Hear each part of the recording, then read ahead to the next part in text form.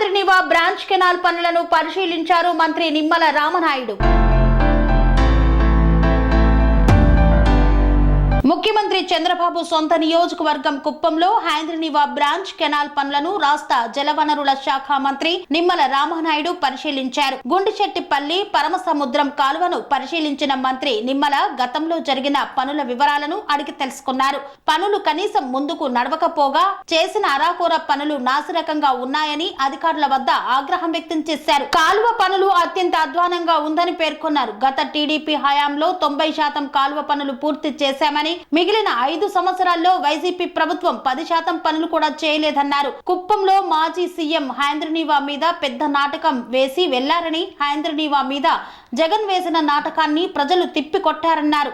రాష్ట్ర ముఖ్యమంత్రి చంద్రబాబు రిజర్వాయర్లు పూర్తి చేసేందుకు అధిక ప్రాధాన్యత ఇస్తున్నారన్నారు. రాష్ట్ర ప్రజలకు నీటి కొరత రాకుండా చూసేందుకు అన్ని విధాలా ముఖ్యమంత్రి పనిచేస్తున్నారని పేర్కొన్నారు. రాయలసీమను రతనాల సీమగా మార్చాలని గాలేరు, నగరి, హైంద్రనీవా, తెలుగు గంగా ప్రాజెక్టులను టీడీపీ హయాంలో తీసుకువస్తే గత వైసీపీ పూర్తిగా నిర్వీర్యం చేసిందన్నారు.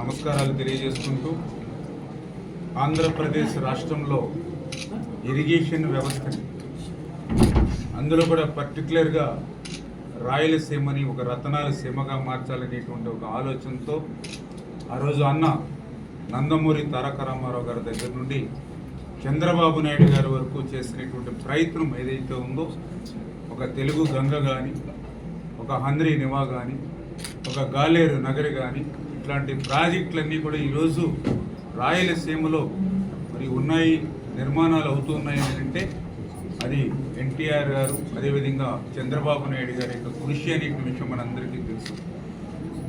ఏదైతే ఇటువంటి రాయలసీమకు అత్యంత ప్రాధాన్యత ఆ రకంగా తెలుగుదేశం ప్రభుత్వం గతంలో ఇస్తే, గత 5 సంవత్సరాల వైఎస్ఆర్సీపీ పాలనలో మళ్ళీ 20 సంవత్సరాలు వెనక్కి ఇరిగేషన్ వ్యవస్థ ఆంధ్రప్రదేశ్ రాష్ట్రంలోనే కాదు రాయలసీమలో కూడా వెనక్కిపోయినటువంటి పరిస్థితి. ఎందుకు నేను ఈ మాట చెప్తూ ఉన్నానంటే, ఏదైతే ఇరిగేషన్ శాఖ ఎంత ప్రాధాన్యత తెలుగుదేశం ఇచ్చింది అంటే, లాస్ట్ 2014-2019 5 సంవత్సరాల తెలుగుదేశం ప్రభుత్వంలో ఆ రోజు మాకు 5 సంవత్సరాల బడ్జెట్ 7 లక్షల కోట్లు ఉంటే, అందులో మేము 72,000 కోట్లు ఒక్క ఇరిగేషన్కి పెట్టాం. అంటే దగ్గర దగ్గర మా బడ్జెట్లో 9.9% ఇరిగేషన్కి పెట్టాం. మరి 2019-2024 వైఎస్ఆర్సీపీ 5 సంవత్సరాల్లో వాళ్ళ బడ్జెట్ చూస్తే 12 లక్షల కోట్లు. మరి వాళ్ళు ఇరిగేషన్కి పెట్టింది ఎంత అంటే కేవలం 49,000 కోట్ల రూపాయలు మాత్రమే. అందులో ఖర్చు పెట్టింది కేవలం 31,000 కోట్లు మాత్రమే. అది కూడా మళ్ళీ సగం వాళ్ళ అవినీతికి పోయినటువంటి పరిస్థితి.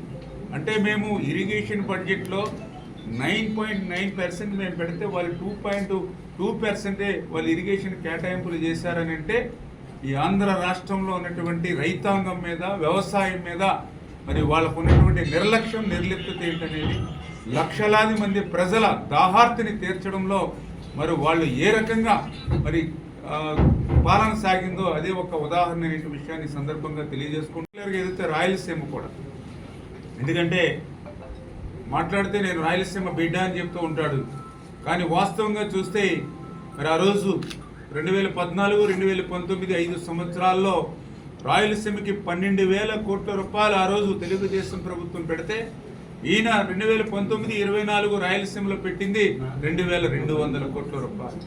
అంటే ఎంత డిఫరెన్స్, ఎంత తారతమ్యం, ఎంత మరి భేదం ఉందనేది అదే మనకి చాలా క్లియర్గా అర్థమవుతున్నటువంటి పరిస్థితి. దానికి ఉదాహరణే మన హంద్రీ నివా. అంటే ఏదైతే ఇప్పుడు కృష్ణా నది దగ్గర నుంచి మరి ఏదైతే హంద్రీ నివా దగ్గర మరి మెయిన్ కెనాల్ కానీ, అదేవిధంగా సబ్ కెనాల్స్ కానీ ఏవైతే మనం క్యాలిక్యులేట్ చేస్తూ ఉన్నామో, ఈ హంద్రీ నివాకు సంబంధించి తెలుగుదేశం ప్రభుత్వంలో మరి 4,000 కోట్లు మనం ఖర్చు పెడితే, ఈయన జగన్మోహన్ రెడ్డి కాలంలో ఖర్చు పెట్టింది కేవలం 500 కోట్లు మాత్రమే. అంటే ఎంత వ్యత్యాసం ఉంది తెలుగుదేశం ప్రభుత్వానికి, వైఎస్ఆర్సీపీ ప్రభుత్వానికి, పర్టికులర్గా రాయలసీమ ప్రాజెక్టులో కానీ, హంద్రీ నివాలో కానీ ఎంత వ్యత్యాసం ఉందనేది అదే ఒక ఉదాహరణ అనే విషయాన్ని కూడా మరొక్కసారి మీ అందరికీ కూడా గుర్తు చేస్తూ ఉన్నాం. అందుకే ఈరోజు చంద్రబాబు నాయుడు గారు ఇచ్చిన ఆదేశాల ప్రకారం ఏదైతే ఈవేళ రాయలసీమ అనేది మనకు అత్యంత ప్రాధాన్యత, రాయలసీమలో ఉన్నటువంటి ఆఖరి ఎకర ఆయకట్టు వరకు కూడా మనం సాగునీరు తీసుకుపోవాలి. రాయలసీమలో ఉన్నటువంటి ప్రజానికానికి దాహార్తిని తీర్చడమే మన ప్రథమ ప్రాధాన్యతని చంద్రబాబు నాయుడు గారు ఇచ్చినటువంటి ఆదేశాల ప్రకారమే గత 2 రోజుల నుంచి ఇవాళ 3వ రోజుగా ఈ రాయలసీమకు సంబంధించినటువంటి ఈ హంద్రీ నివా ప్రాజెక్టును పరిశీలన చేస్తూ మరి ఈరోజు కుప్పం రావడం జరిగిందనే విషయాన్ని కూడా మరి సందర్భంగా తెలియజేసుకుంటూ, బ్రాంచ్ కెనాల్ కూడా చూసాం మార్నింగ్. ఏదైతే ఇది పొంగనూరు బ్రాంచ్ అని చెప్తేనే తప్ప తెలియనటువంటి పరిస్థితిలో వృక్షాలతోటి మొత్తం అనుముకున్నటువంటి పరిస్థితి. ఏదైతే ఎక్కడికక్కడ సిల్ట్ కూడా మరి పూర్తయిపోయి ఎక్కడ కూడా నీళ్లు రేపు వదిలినా కూడా క్రిందకు వచ్చేటువంటి పరిస్థితి కనపట్ల. అంటే 5 సంవత్సరాల ఆయన కాలంలో కనీసం ఒక తట్ట మట్టి కూడా ఆ పొంగనారు బ్రాంచ్ కెనాల్లో కూడా తీలేనటువంటి పరిస్థితుల్లో, అక్కడ జంగిల్ క్లియరెన్స్ కూడా తీలేనటువంటి స్థితిలో గత ప్రభుత్వం ఉంది అని అంటే, ఇక్కడనే కాదు ఆంధ్రప్రదేశ్ రాష్ట్రంలో కూడా అదే రకమైనటువంటి పరిస్థితి నడిచింది.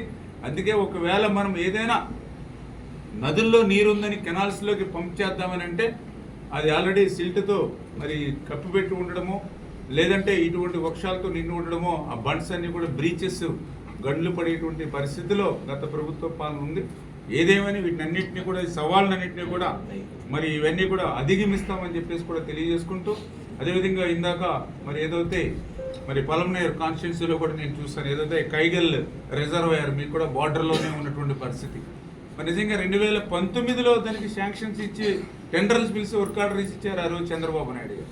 నువ్వు కొత్తగా నిధులేమి మంజూరు చేయని అవసరంలా, కానీ ఇచ్చిన నిధులు కూడా ఒక్క రూపాయి కూడా 5 సంవత్సరాల్లో ఖర్చు పెట్టినటువంటి పరిస్థితి. ఒక్క రూపాయి కానీ ఒక కర్బస్త సిమెంట్ కానీ కైగల్ ఏదైతే మరి ఆ రిజర్వాయర్కి ఖర్చు పెట్టలేదని అంటే ఈ రాయలసీమ మీద నీకు ఉన్నటువంటి ప్రేమ ఎటువంటిది, ఈ రాయలసీమకు నువ్వు చేస్తున్నటువంటి దగ ఎటువంటిది అనేది చాలా క్లియర్గా అంటే నాకు అనిపించింది. ఆంధ్రప్రదేశ్ రాష్ట్రంలో ఏ ముఖ్యమంత్రి చేయనిటువంటి ద్రోహం దగ రాయలసీమకు జగన్మోహన్ రెడ్డి చేశాడనేది చాలా క్లియర్గా నేను కేవలం ఈ 3 రోజుల్లోనే ఒక్క అందరిని వాళ్ళను చూస్తుంటేనే నాకు ఇంత లూటీ దోపిడీ ఇంత దగ మోసం ఇవాళ రాయలసీమ ప్రజల మీద నాకు కనిపిస్తున్నటువంటి పరిస్థితి జగన్ది. స్వామి బోధానంద గోసేవ ఆశ్రమం సైథాపూర్. జ్యోతిష్యం వాస్తు శాస్త్రం మన పూర్వీకులు మనకిచ్చిన వరం. దుర్గాదేవి కాలభైరవ ఉపాసనతో వాక్సిద్ధి పొందిన శ్రీ శ్రీ బోధానందగిరి స్వామివారు మీకు ఎలాంటి సమస్యలున్నా వాటిలో ముఖ్యంగా ధన నష్టం, ఆరోగ్య నష్టం, భార్యాభర్తల మధ్య గొడవలు, ప్రేమించుకున్న వారు దూరం అవడం, ఎన్ని సంబంధాలు వచ్చినా పెళ్లి ముడి పడకపోవడం, రోడ్డు ప్రమాదాలు, అప్పుల బాధలు, వ్యవసాయంలో నష్టాలు, పెద్దల మాట పిల్లలు వినకపోవడం, ఆరోగ్య శాంతి, గృహశాంతి, మనశ్శాంతి లేకపోవడం, ఇలాంటి సమస్యలు ఉన్నట్లయితే ఒక్కసారి స్వామీజీని కలవండి. మీ సమస్యలకు తగిన పరిష్కారాన్ని పొందండి. అంతేకాక అన్ని రకాల వ్యాధులకు గోపంచకవ్య మరియు మూలికా వైద్యం చేయబడును. నమ్మకంతో రండి, ఆయురారోగ్యాలతో వర్ధిల్లండి. మా అడ్రస్ స్వామి బోధానంద గోసేవ ఆశ్రమం సైథాపూర్, వీరభద్రస్వామి గుడి దగ్గర, యాదగిరిగుట్ట. సంప్రదించవలసిన నెంబర్ 9849213754 మరియు 9618034138.